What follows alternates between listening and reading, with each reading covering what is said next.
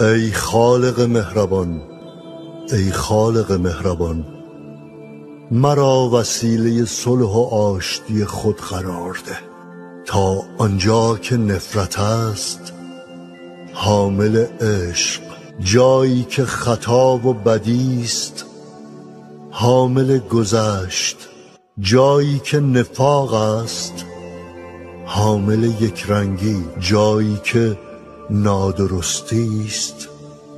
حامل درستی، جایی که شک است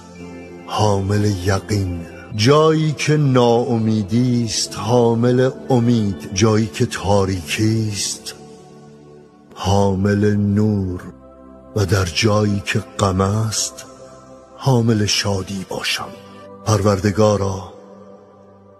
پروردگارا کمک کن به جای تسلی خواهی